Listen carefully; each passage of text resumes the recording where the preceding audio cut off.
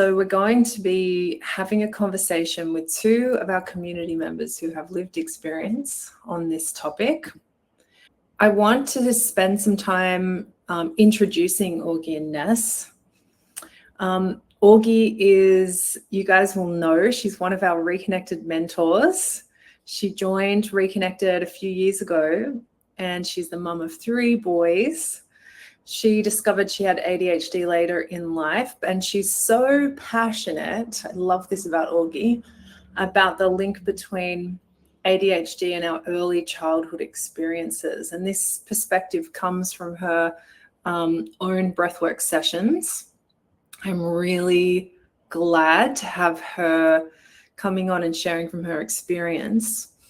And then Ness is also one of our amazing community members here at Reconnected.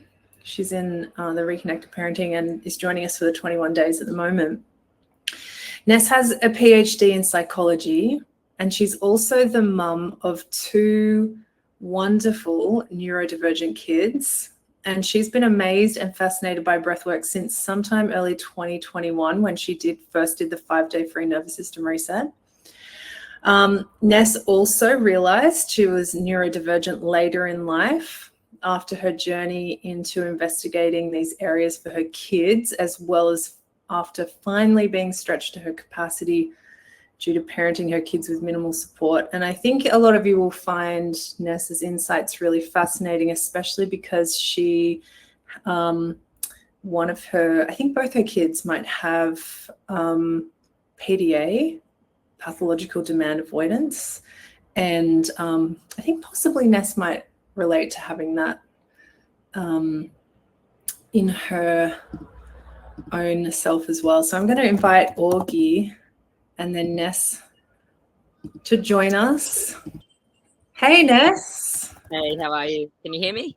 Good. I can hear you just great. Emma's going to drop back in when her connection sorts itself out. And Augie's been invited. So Augie, just let me know in the chat if you need me to uninvite you and then re-invite you. And we will definitely be getting started soon. Hey, there are so many people just resonating with just even your introduction so far. So I know you have a lot to share on this topic, Ness, so maybe we'll get started while Augie is joining so you can share. And I'd just love for you to introduce yourself. I mean, I did a pretty good introduction, I thought, but wonderful introduction. and also just curious what you'd like to share about your process of realizing that you were neurodiverse.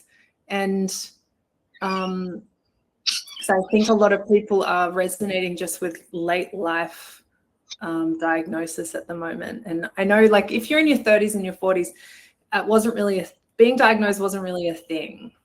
So, you know, when you were little. Yeah. Anything you want to share about this? Sure. Sorry, lagged out a second. Yeah. No. Yes, no, that was a lovely introduction. Thank you.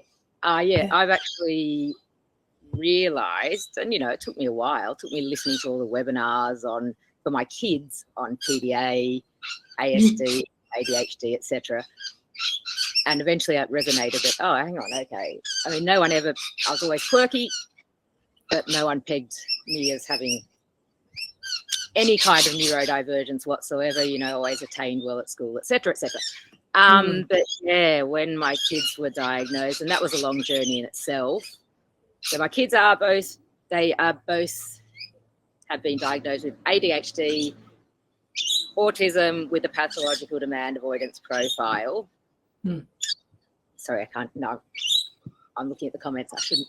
It's hard to be not distracted by them. Yeah, I will be focused. And then, yes, I mean, I only realised so my kids are now almost 11 and almost 8. And so it was really only a couple of years ago that I, if that, actually sought a formal diagnosis. At first I thought, yeah, definitely autistic. And then later on I realized that, yes, I have also been identified as having a pathological demand avoidance profile and, ADHD. Ness, I'm so curious how you found breathwork has kind of met you in your uniqueness, I guess. There's something about like being missed in your uniqueness when you were little, and I'm curious how breathwork has been for you. Yeah, look, I can barely put it in words. I mean, I'm incoherent sometimes anyway, but breathwork has just been absolutely, literally a lifesaver. I mean, hey, Augie, what was the question? Well, I'm curious how breathwork has helped you. And sorry, I'm scanning my notes. Yeah. In so many ways. Having 2 kids, 2 little PDAs is pretty full on. No family support.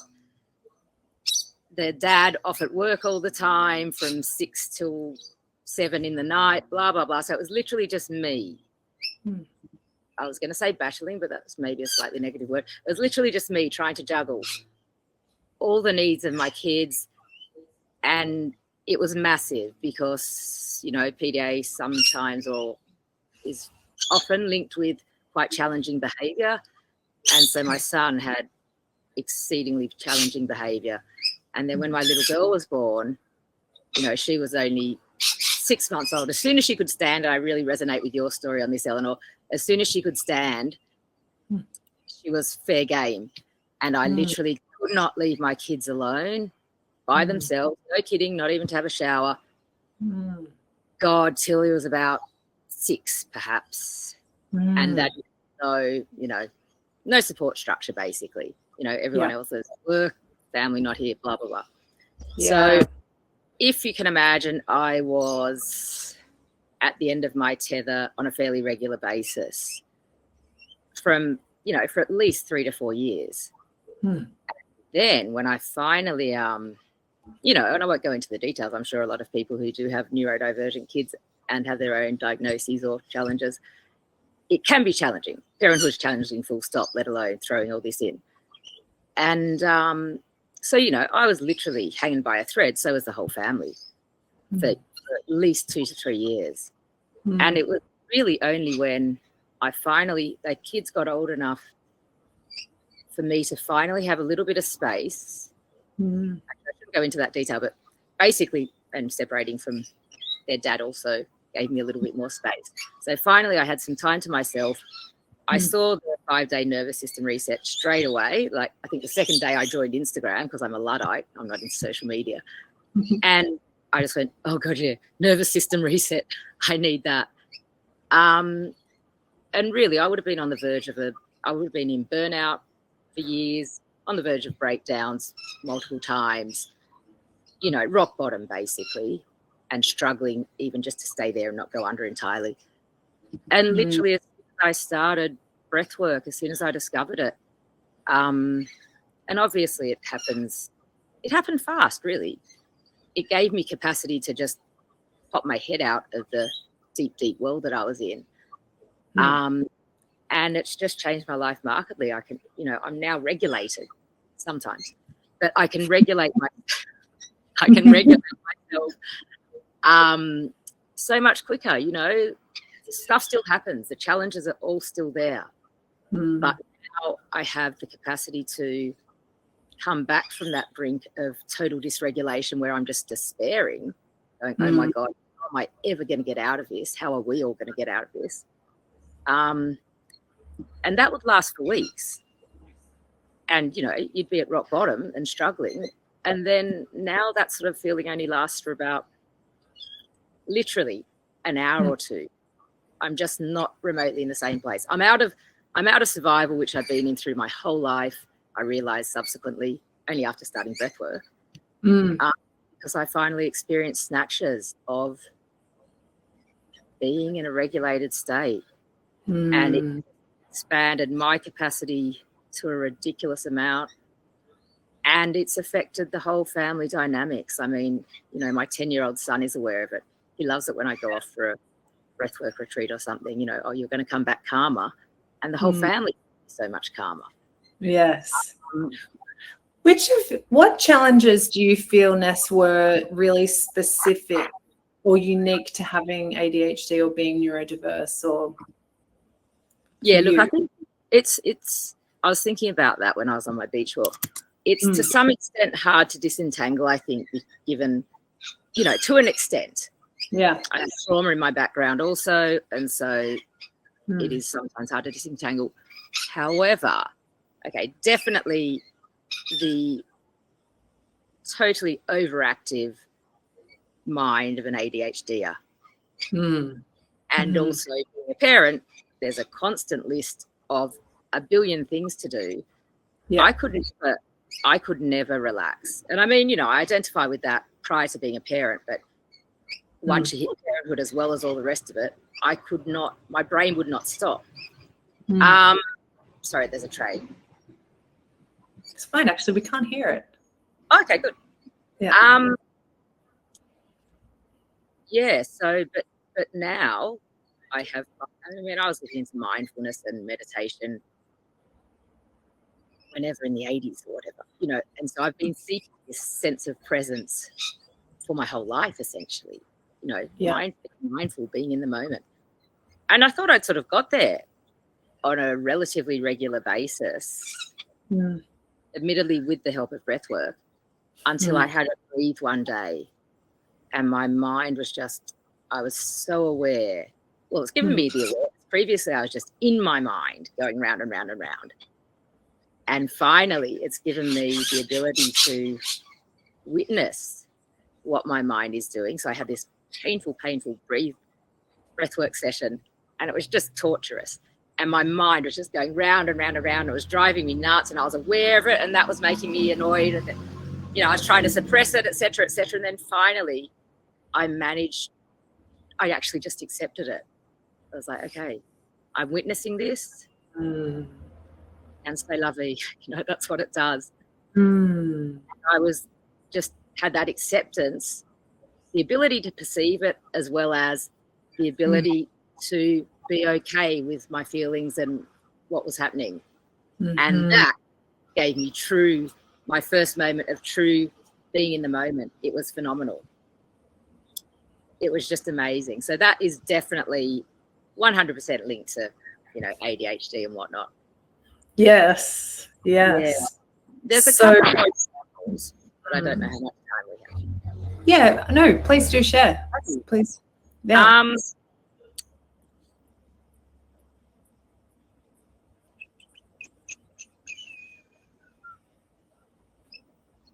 Oh, yeah, okay. People are just relatively recently realising, my dog's barking too, so I hope you can't hear that, but I can, that, one of the markers of ADHD is actually emotional intensity, like experiencing your emotions to such an intense degree, as well as rejection sensitive dysphoria. So again, criticisms or whatever, literally cut like a knife. So they're two of the main things that have now been linked to ADHD. Most ADHDs experience it. And so, I've always experienced intense emotions.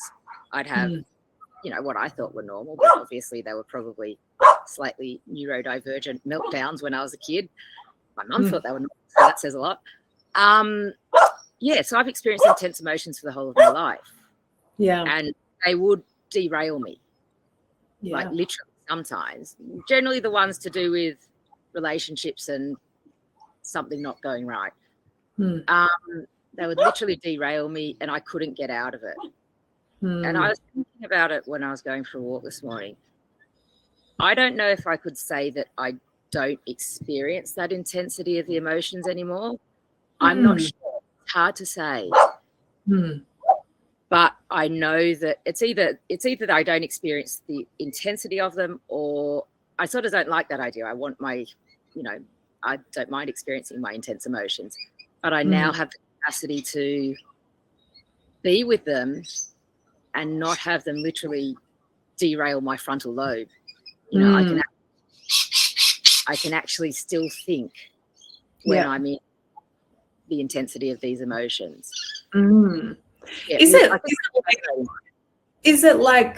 there any element of, because for me, I think one of the things that Breathwork's brought me is like, I can keep the bigger picture whilst experiencing intensity? Yeah, look, that was actually, I didn't necessarily relate it to that, but that was in my list of things, maybe my general list of things. Yeah, 100%. I never used to be able to see even the bigger picture. I would just be in it. And the minutiae of, you know, all the urgent things that do have to be done that are urgent, but that would just overwhelm me. Oh, that's right. Overwhelm being a constant state for, you know, a lot of ADHDs and other neurodivergent types. I used to be overwhelmed constantly. And I think part of that is possibly because I couldn't see the bigger picture. Yeah. I was right amongst it with all the things that had to be done. Yeah. And it would overwhelm me. But now with breathwork, 100%, I now have the capacity, and I actually, you know, I don't have to turn it on or anything, but I do now see the bigger picture. Not always, but yes, without a doubt. You know what, Ness? I've got a question. It isn't one that I prepared you for. Ooh. No, that's okay. But I'm wondering what you would say to this, because before we throw to Augie, and I know you might need to go in about a few minutes. No, I actually don't need to go. I got the time wrong. Oh, great. Okay, cool. Yes, ADHD for the win. Exactly. All on top of it. All over it. So, you know what, Ness, I know that this has been a huge part of your process. Maybe it's a part of who you are, being neurodivergent, needing to understand how things work. But also, you have a PhD in psychology, so you also have a background in understanding the mind and the psyche and behavior. And I'm just curious, what do you think is behind the change? Do you have a theory, a hypothesis? Look, I sort of do. Well, not I sort of do. I do. It's not necessarily founded in any mechanism, so to speak, but I'd probably want to touch on just the one other thing that I pegged as being related to my neurodivergence. Definitely is I've always been totally uncoordinated.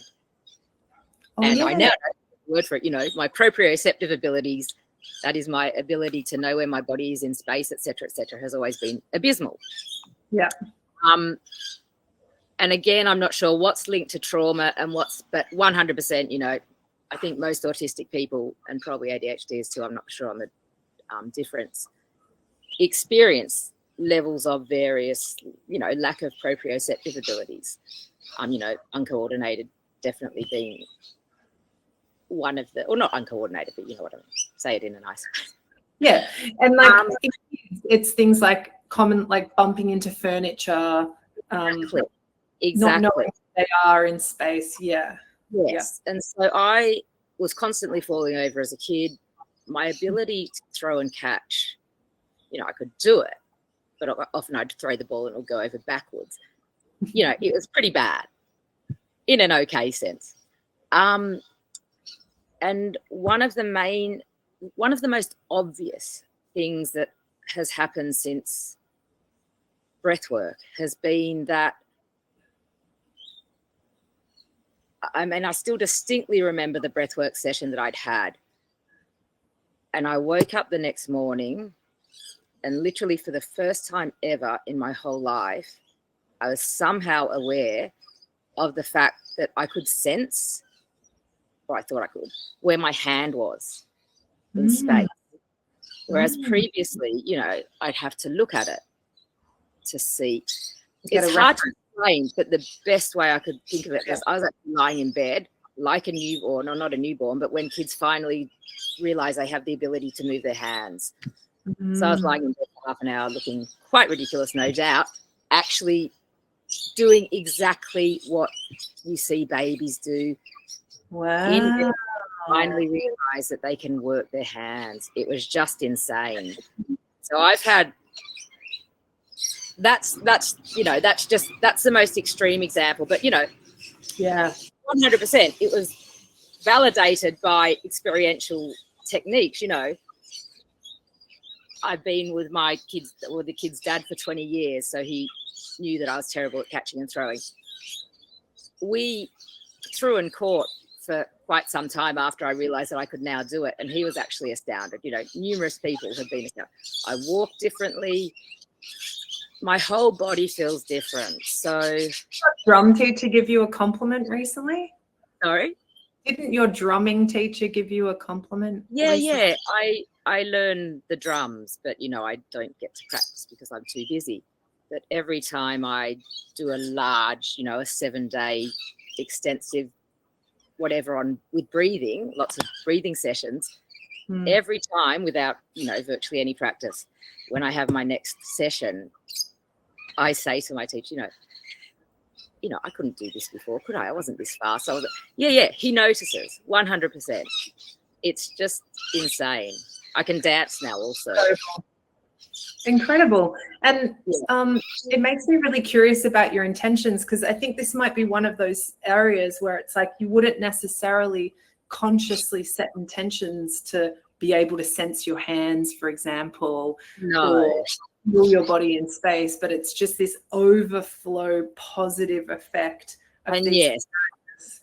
You just linked me back into the question that you asked that got me started on that, and that is, what was it again?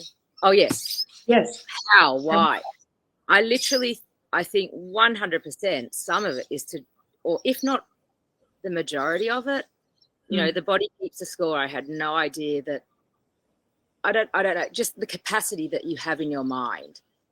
My capacity is literally expanded due to the breath work. And however that's worked, I don't know, but I can tell my mind is freer. There's so much more space in it. And I guess once that happens, you know, your neurons can be allocated to other things like your coordination. And that's my only, that's not sounding very psychological or neuroscientific. And I'd love to go there, but I wouldn't even know where to start. Yeah. I can't wait for them to start tracking this stuff with a bit of science. It's like an OT session and a trauma release session all at once. Yeah, exactly. It really is. It's quite insane. I mean, my examples might be quite extreme, but if someone told me, I'd probably be looking dubious and skeptical, going, really? But I've actually experienced it. Yeah, lots of people here are really resonating, though, and they love hearing about it. Okay. Yeah, cool. It's really inspiring. Excellent. Thank you, Ness. I'd love to throw to you, Augie. And welcome. Thank you. Yay. Love listening. Yeah, I could see how much you were enjoying that conversation as well. Lots of nodding and resonating.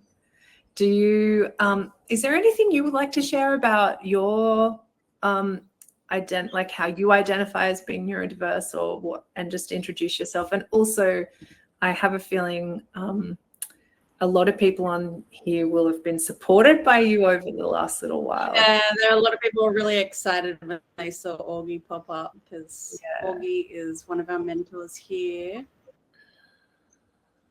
I'm really excited to be here, and I feel like quite passionate, I suppose, and I would have an ADHD diagnosis, and I just call ADD because I don't resonate with the hyperactivity anymore. But as a child, that was thrown around as like, oh, Augie has ADHD. Like, I was very hyperactive, so it's changed for me when I sort of hit puberty. I think that's a really common thing for girls, like that, and that's why it kind of gets missed. But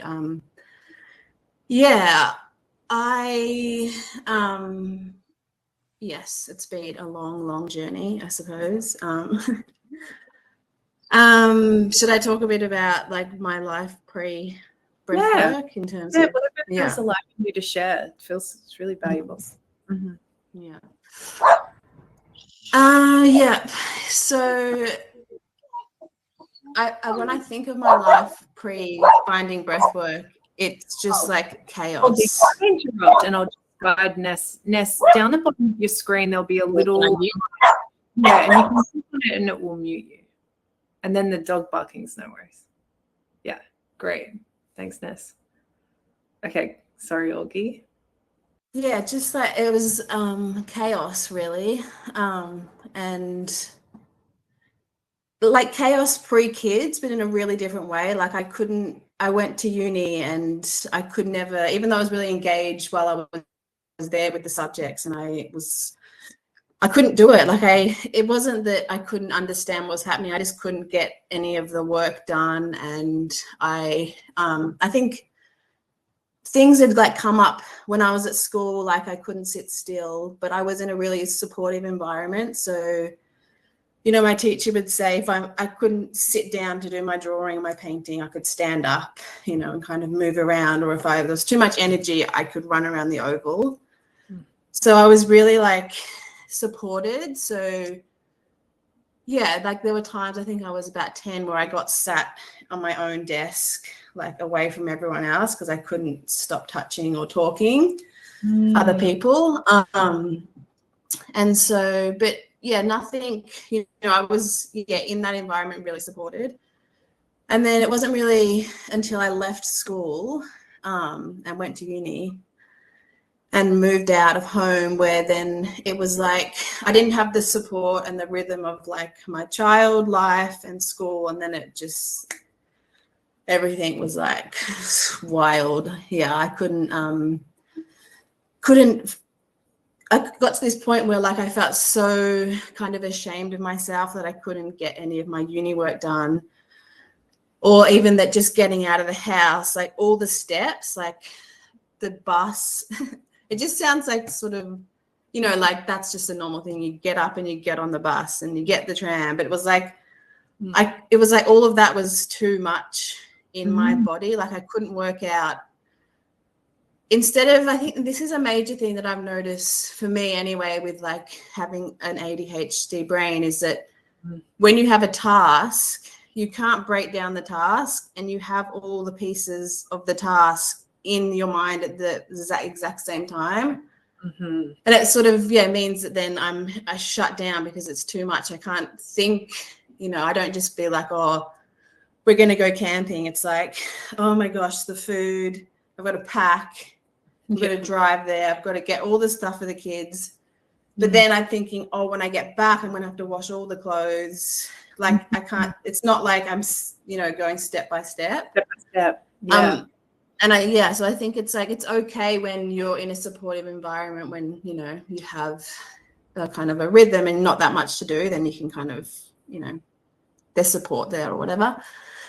Anyway, fast forward, I think I was medicating myself a lot with just like 5 coffees a day.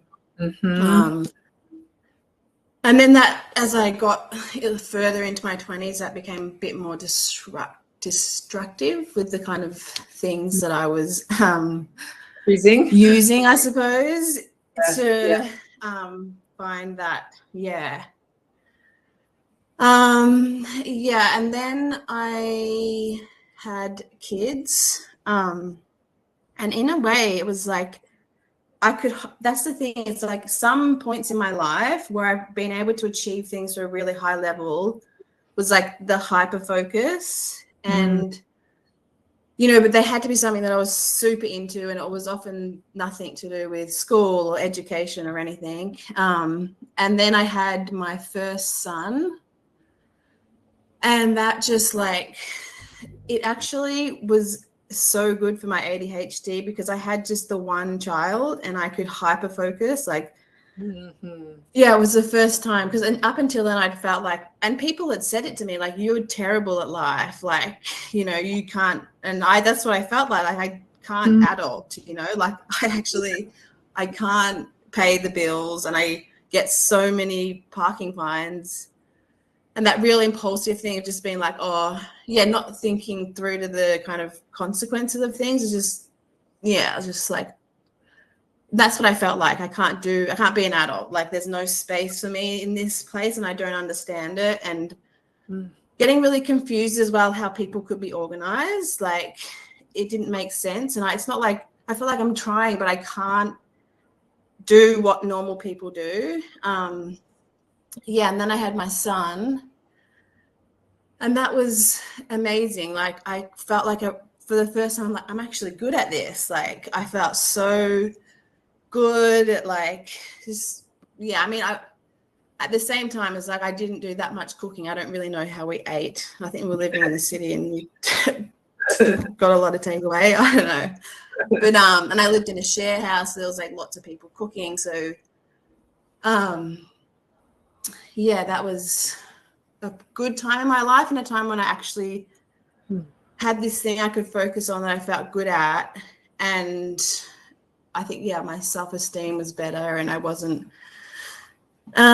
taking things, partying, you know, whatever. Yeah, and then I got pregnant with my second child and yeah, that's when things really fell apart. And now in hindsight, I realize why that just threw me off so much, because as soon as I was pregnant, I was like, I can't do two. Like I can't have the two needs. It's like in my head. And I was just like, I'm not going to be able to cope with this. Yep. And then I couldn't cope. And it was just like hell. It was just absolutely horrendous. Like this chaos. I started yelling at my kids, which I just hadn't done, or how, you know, it was like yelling so much and just like, yeah, all that guilt again about like I'm failing, I can't do this. Can't organize anything. The car is an absolute mess. The house, like how do I do the food shopping as well? Everything was just like, I don't even know how normal people like function, because it was just so chaotic and insane, and like my anxiety got really bad. I ended up having really severe panic attacks, and a few times I like drove myself my partner drove me to the hospital because I was like, I'm dying, you know, like I'm getting the full panic attack where like my vision's shutting down, like my heart rate is just like wild. Yep. Yeah, and just really massive. And yeah, then I found breathwork. I don't know. God, I hope Augie found breathwork at this point. Yeah, it wasn't quite this point, but it probably took another year, I think. And I'd already started, like I cut down coffee to 1 coffee a day. Then I found breathwork, and oh my God, like I don't even know. And like it makes me emotional.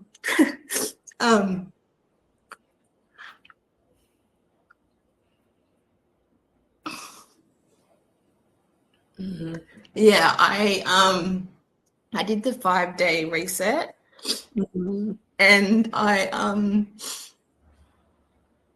it was just so crazy because I could, like, after the 5 days, I was with my kids and they were like reacting, having some sort of, you know, fight or something.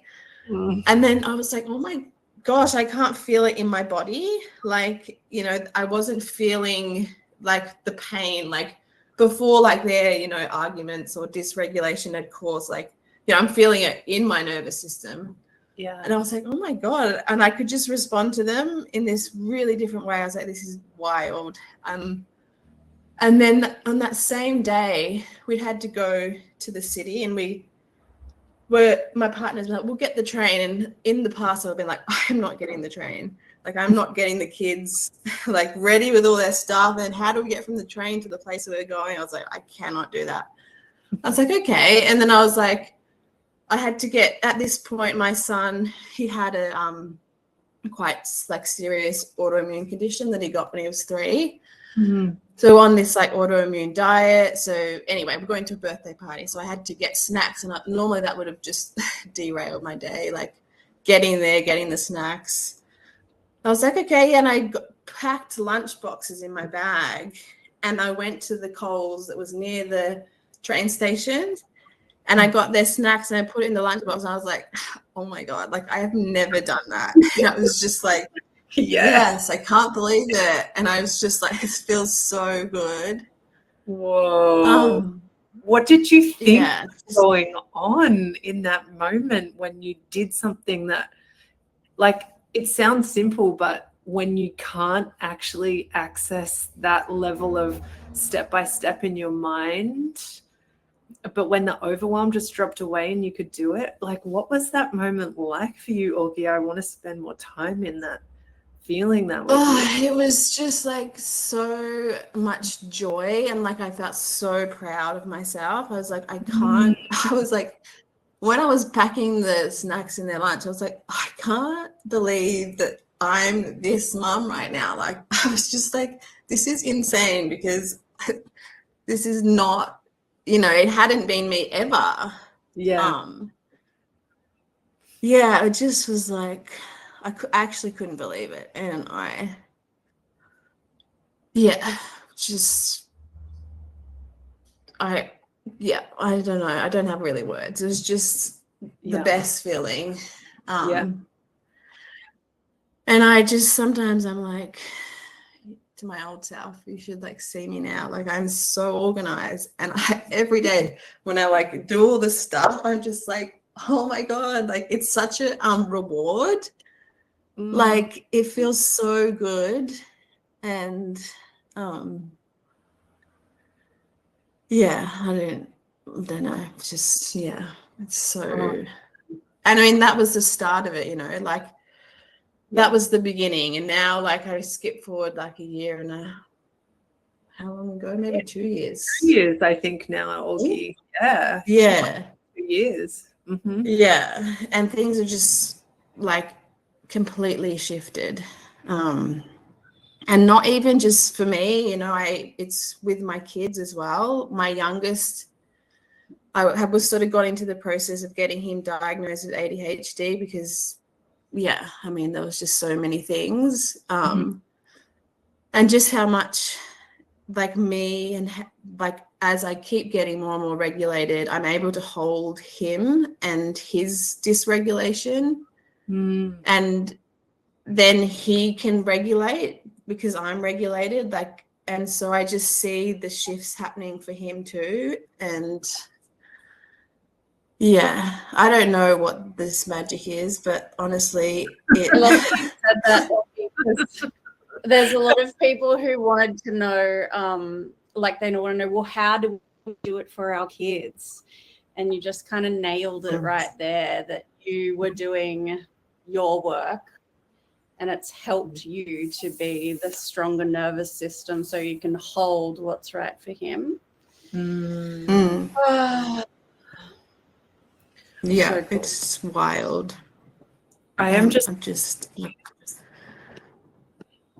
I know. It's really emotional to hear you just describe it, especially to hear you just painting that picture of like the chaos and then the organization. And I'm so glad you said proud as well, Augie, because I really feel like there's this like, when you grow up seeing that everyone else can do things that are so simple, but they're so far out of reach, but there's no apparent good enough reason why, it's just does the most hectic things to your self-esteem and your sense of like being capable, is like to just be capable of being a human being that can do normal human being stuff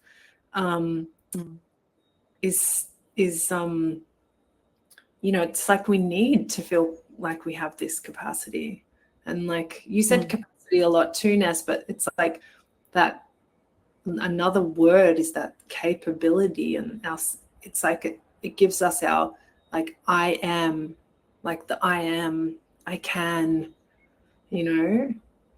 like we do need to have that feeling about some area of our life in order, I think, to feel worthy, or, you know, it's like a true need to feel capable. Yeah. I'm so proud. Yeah, and of I think it's really, thanks. Mm. Yeah, really, it's really hard for people who are neurotypical, I think, to really understand that the fact that, like, people with neurodivergence, like, your brain is working in a completely different way, and what seems really simple, like being organized or just day-to-day things that should be really easy are just actually impossible. And it's like, you can't, whatever you do, you can't get your mind and to unscramble to, you know, like, yeah.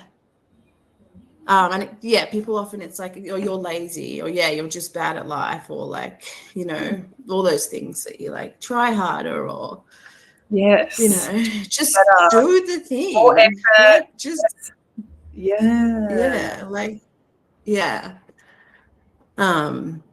Okay, did you ever set intentions around organization specifically, or did you ever set any intentions around any of the areas where you've seen improvement? Would you share about that? There's a few people here asking that question. Everyone wants to know, like, what's the magic intention?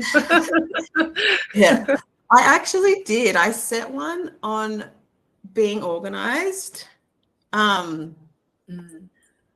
And that one was a really massive breathe for me, actually. It was really, and it's the effect on my life from that one has been really profound. So I had this intention to be organized, and then what came out of that breathe for me was that, you know, my childhood had been very chaotic. My parents both have a lot of trauma. There was like 5 kids, and it was just, it was chaotic, kind of like my trajectory after that.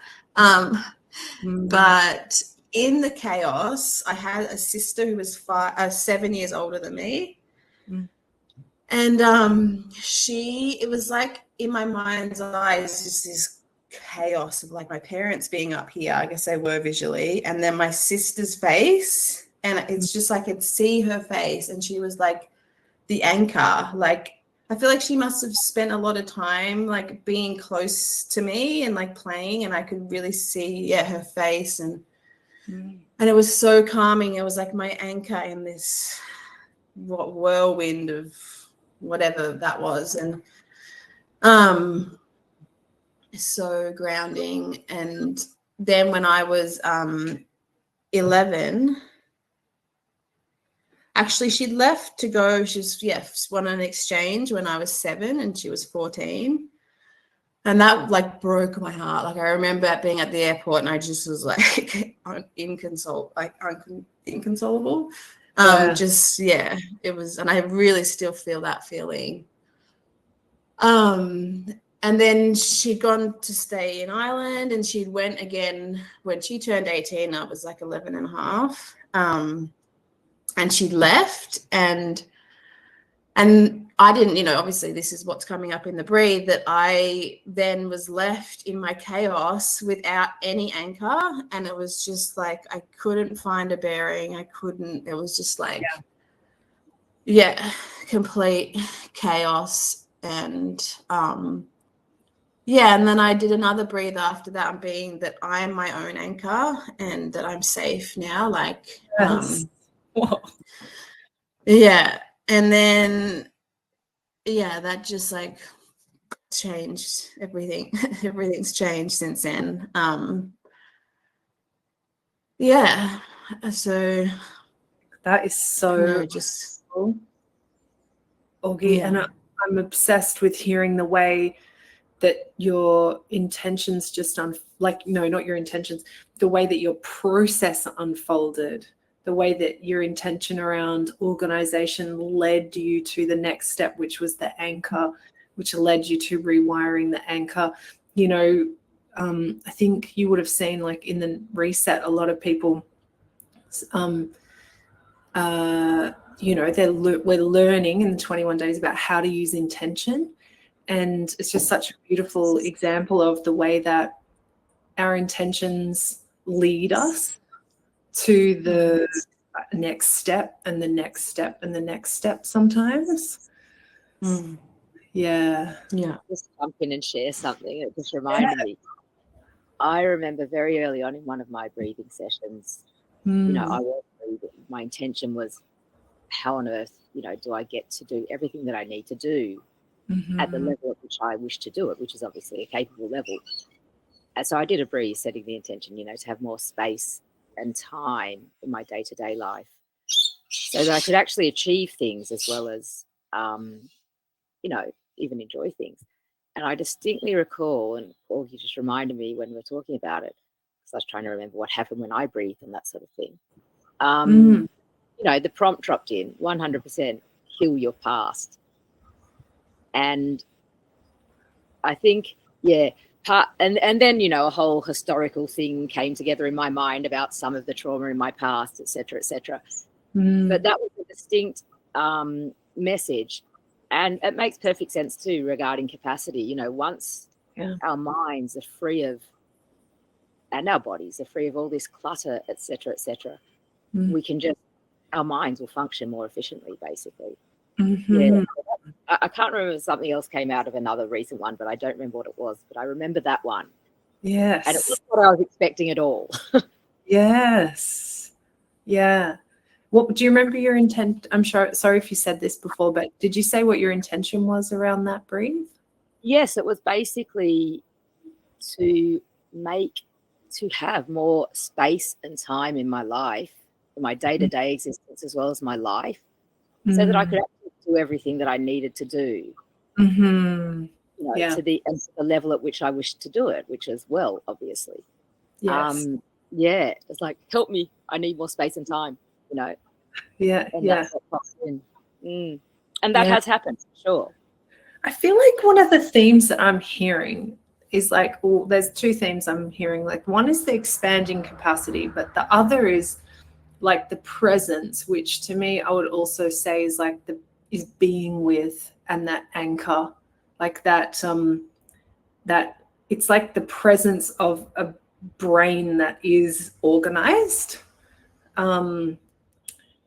Like, we need it when we're a child so that we can develop it for ourselves.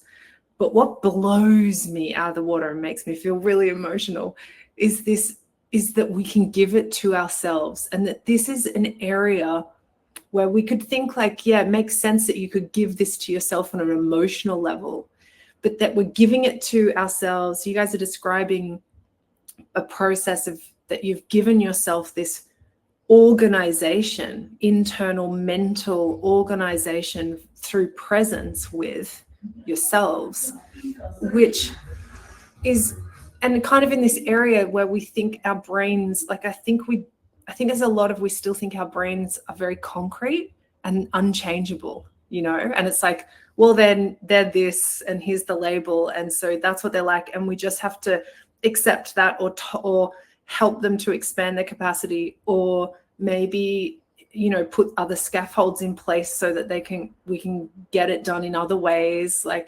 But listening to the way that, I can only assume you have rewired your breath through presence with yourself in whatever was arising at the time, and that there does appear to be this innate wholeness that is there waiting to unfold and waiting to unwind, but it came from within. And that to me is just like, what? The mystery, the ultimate mystery of it all is just unbelievable. This is where trust in the process comes, is because, like, having worked as a counselor and having developed like treatment plans for people where I'm like, this is the outcome, and now I've got to come up with the steps to get that person there. And it's like, thank God for being able to like throw that out the water and let a person's innate beingness and their nature just come forth, you know. And I just know that this has not been a easy path. Like, I'm sure you've had lots of ups and downs, and breathwork isn't all breakthroughs and ahas. There's lots of time where we spend a bit more in the mud, not really knowing where we're going, in the overwhelm. I'm sure you guys will have experienced that in your process as well. I just think, you know, it's so heartening to hear the resolve that you guys have experienced, because I think we, you know, in order, like, we get through the mud we trust other people's processes, you know. Like, when we're in the mud, we kind of need these lights of people who've gone a bit further in their process than us. So I hope everyone who's on the call can just like lean into your nervous systems right now and what you've gained in your process and in your bodies. So it's amazing. I'm so lit up. I wanted to say what you were saying just then too, about how people are being guided with the breath to truly know what is happening for them. Same for the parents who have neurodivergent children, you know, being able to lean on your own nervous system for answers. Because what I experienced growing up with a cousin who had severe autism, which wasn't diagnosed back then, because 35 years ago it wasn't really seen as autism. I saw a whole community of parents who had neurodivergent children so stressed, so unsupported, and constantly needing to seek outside of themselves for expert answers, when the truth of it is that you know your child better than anyone. And breathwork is such an incredible tool to get in touch with maybe the next steps. And it doesn't mean not going and getting expert support, but making really true, authentic decisions based on being with yourself and the incredible wisdom that your own body, as their parent, will give you. That's what I am so happy and inspired by these conversations, because growing up, I just thought, my goodness, that's hell, you know, because there's just no like sovereignty for the parents to be able to make their own decisions. But breathwork is really just so inspiring like that. It's like, set intentions for how you would prefer things to be happening, and what is it going to give you when your child has these breakthroughs, or they have these special things happen for them. And it can be as simple as like, you know, when my child goes to school, they are going to feel supported, and, you know, whatever is true for you. And what is that going to give you? You know, that lights me up so much, because I've seen so many neurodivergent parents just feel so powerless, and like they have no self-governing kind of way to create their life consciously with their kids. So yeah, it's very exciting. Can I just jump in on that, Emma? Yeah, that's a totally valid point on so many levels. You know, one, breathwork is 100%, you know, I was doing it myself anyway with expert guidance, but, you know, you are in amongst it. Like, you have no idea whether, you know, they're the experts, they're the professionals, they're saying that. You know, it basically has allowed me to, it's given me the confidence and the trust to actually listen to my intuition and to tap into it more. So when something doesn't gel with the way I want to parent, or the, you know, what I believe in, I feel I have much more a sense of inner authority, I guess, to be able to just go, well, I'll leave that bit, because I can now listen to my intuition, really. And I will say, yeah, look, I've done some things in my life, but never has my journey been so hard as being a parent to neurodivergent children. And, you know, that's not a negative thing about them. It's just there's no tool, there's no manual. You've got your parenting manual, which isn't good enough anyway, right?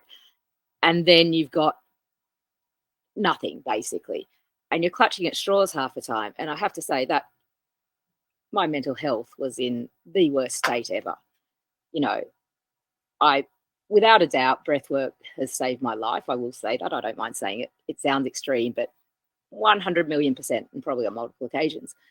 And, you know, I, of course, tried all sorts of things, and I'm sure there's a place for all these other sorts of things. But the thing that made the biggest difference and has made the biggest difference, without a doubt, and I noticed, you know, the first 15-minute online breathwork session that I did with the 5-day nervous system reset, it was very, very clear to me that, okay, and I don't know, I probably would. Basically, yes, to me, I found from my personal experience that it was way more valuable to me, and that it would be, like I could just see it in the first 15 minutes, that it would be way more valuable to me than any amount of talk therapy. Talk therapy is not for me. I'm not saying it's, you know, I'm sure it's very helpful for some people, but I feel that you can only go so far with it, in my experience. Yeah. Yeah. And so 100% best tool in my mental health toolbox. The breath. So good. So good. It's so good to have these conversations. Hey, Ness and Augie, I'd love to know if there's, you know, I think we're coming to that it's time to wrap up, even though I could talk all day for a couple of days on this, I reckon. But I'd love for you to share anything that you need to share to feel complete, but also I'm curious if you might have a message for someone who might be a little bit like new to breathwork and you know, maybe just, you know, at the beginning of their journey, and a bit of inspiration or anything that feels authentic. Yeah, I can go. Yeah, I just feel like to share quickly as well that my time blindness as well, I still get things wrong with times and I forget. Yeah, that's just another area that's wildly improved. Yeah, this morning as well, like there was things I had to fit into the day, and I just was like, it went so smoothly, and I'm just like, I'm still not used to it, even though I'm like, oh, I got back home, like I had like 25 minutes till this started, and I was like, I didn't even know. That's just like crazy. Yeah. This is real. Yeah. This is real. Yeah. It really is. Yeah. And yeah, I don't know what to say for. I suppose, yeah, like if you do need to borrow like other people's trust in the process, I think that's important. And also just not making anything wrong. Like I did a breathe the other day on my son, my eldest son, and nothing really happened. Like in the session, I was like, little couple of insights, or I was like, oh, okay. But I don't know, I could say it was like a nothing session. I was lying there. Yeah. But, you know, it's just crazy because I see the shift in him already. Like I see him, it was kind of around, I feel like he was like, he compares a lot. He's always got to do one thing to the next. He's like, and I've found it quite kind of confronting, like, and I just, the breathe was kind of on, like I want him to feel at peace in what he's doing and at peace with what he has in life, sort of, that there's like, and then I, you know, thinking, okay, what's that going to give me? How's that going to make me feel? How will that mean even like how I respond to him, you know, and just, really going into that. And nothing never happens, but you know, that's what it was kind of like, okay, this is just me lying here breathing. But I can see he's just so much more relaxed. He's lit up. He's like, I don't know. I just think it's just insanely wild. And yeah, so even in the nothing sessions, like we don't have to go, if nothing's showing itself to us about how it was relating to our intention or anything, it's just sort of like being okay to stay with the nothing as well, and not thinking that it's not going to work as well, like being open to change coming from those calm, peaceful sessions. Yeah. Because I know, like it is harder to trust them, but it's not that they work less, I suppose. Yes. Such a powerful reminder. I think that's probably one of the things people really struggle with. Do you know what? I've got this like theory around the nothing's happening sessions. For some of us, or for anyone who's wired towards the word's gone out of my brain now, but what's the opposite of like sensory, when you're sensory seeking? For people who are sensory seeking and who have like a preference for intensity, like you were talking about, Ness, like the emotional intensity, I think boredom and nothingness really is quite a lot of material, to be honest. It's like that part of us that just wants an experience, or that wants like to feel something and to have like a reference or something to like press against within ourselves, as opposed to being able to tolerate easily subtlety and quietness, internal quietness. I think there's probably a lot of I think this has probably a lot of correlations with neurodivergence in that as well. Yeah, that's one thing that I am still having, I'm like, if there's no drama, then I feel like I'm not really living, so I've really had to get used to like being okay with things being good and like not picking a fight with my partner, because I'm like, give me that intense, and like still working on that, but and like being okay that you're understimulated, being okay that you're like, that there is this like space within, or you're just being with a moment and not much is happening in that moment, and can you be okay with it? I don't know if I've myself mastered that one yet. Maybe in good intention. And Ness, have you got any words? It might be due to my age, but I am a sensory seeker by 100%. But oh my God, I crave the peace, the quietness, and the space that I've found through breathwork. Yeah. Yes. Look, I what was the initial question? Basically, if there were people who were newbies or not. Any advice for newbies or someone who might have been like seen themselves in this conversation and be relating and possibly be in a similar position as you might have been a few years ago, and if there was any advice. Look, I mean, as you pointed out, I'm analytical by nature. I need to know the whys and the wherefores of everything. Mm-hmm. I've always been an open-minded skeptic. Mm-hmm. And I will also add, I guess, that, not that it's my situation was and has been quite extreme at times in terms of, the depths to which I've sunk, and the feeling that there literally was no way out, because I was doing everything I could. Their dad was doing everything he could. We were all doing everything we could, but I couldn't even see a light at the end of the tunnel 100%. For several years. And the breath work really, really gave me that first initial glimpse of a light. And being logical and analytical in nature, I probably didn't actually think that there really could have been one. And, that wasn't just me. A psychologist said to me, well, look, you are in the trenches daily. Don't expect, an antidepressant to be able to make you happy, because it's just not possible when you're still in the trenches. because of the circumstances were too hard to hope that, yeah, got you. Yeah, totally.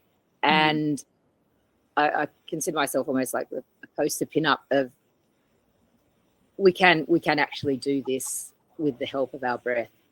Basically, it's a hard slog. But yeah, I wouldn't have thought it was possible almost, but it is. It's like, to me, it is magic. It is. What is Lisa in the Reconnected community? She says, I've got my wand now and I'm not afraid to use it. About the breath. This is the real thoughts here. Yeah. Oh, wow. Oh, thank you so much, everyone. Yeah. Yeah. So Ness and Augie, I don't know if you've been able to keep an eye on the thread and concentrate, but I just want to let you know how much you've inspired everyone who's on the call. And for anyone who's on the call today, if you have something that you want to share, you can post your comment on the replay, because and Ness and Augie, I'm sure we'll see it there as well if there was something else you wanted to share or something that's alive in you. And I just want to thank you both so much for your time.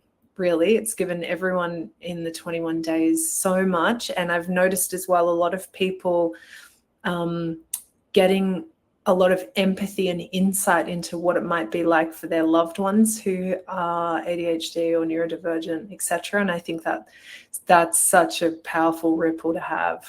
Yeah, so I'm so excited about these conversations, and lived experience has just got to be the most inspiring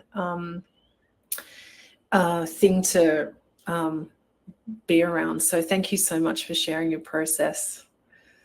And we'll see you both in the 21 days, and everyone who's here on the call. Yeah. See you, everyone. Thank you so much. Bye. Thank you. Bye. See you soon.